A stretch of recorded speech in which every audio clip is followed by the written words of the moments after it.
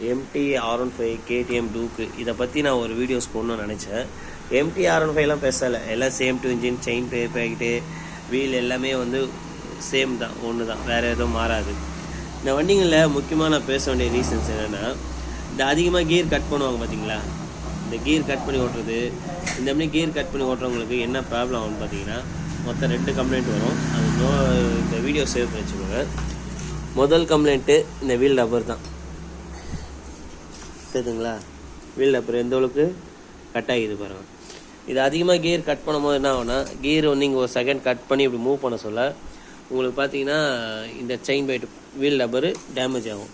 ரெண்டாவது விஷயம் என்னென்னா, இந்த பல்லு தான்.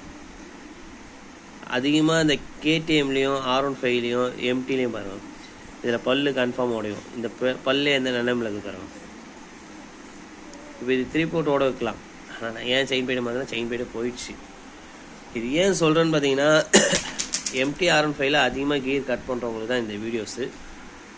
ஓகே, உங்கள் கருத்து என்னவோ சொல்லுங்கள். அதிகமாக நீங்கள் கியர் கட் பண்ணிங்கன்னா ஒரு 2 மாதம் வர வீல் ரப்பரு ஒரு 10 நாளில் 20 நாளே போயிடும்.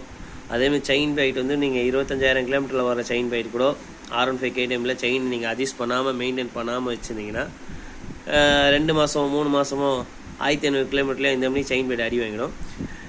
முடிஞ்சளவுக்கு கொஞ்சம் கியர் கட் பண்ணாமல் கெச்சை கரெக்டாக பிடிச்சி கியர் போட்டு எல்லாம் பண்ணிங்கன்னா செயின் பைட்டும் உழைக்கும், வீல் ரப்பரும் நல்லாயிருக்கும். கூடிய சீத்தில் என்ன ஆகும்னு பார்த்தீங்கன்னா, இந்த ஷாஃப்ட்டும் போயிடும். இந்த கியர் ஷாஃப்ட்டு எப்ஜெட்டில் தான் அதிகமாக போகும், நிறைய பேர் பார்த்துருப்பீங்க. அது இந்த கியர் கட் பண்ணுறவங்களுக்கு தான் இந்த வீடியோஸ். இந்த கியரை கட் பண்ணி ஓட்டுறவங்களுக்கு இந்த செயின் பைட்டும் அடி வாங்கிடும், கூடிய சீக்கிரத்தில் இந்த ஷாஃப்ட்டும் போயிடும்.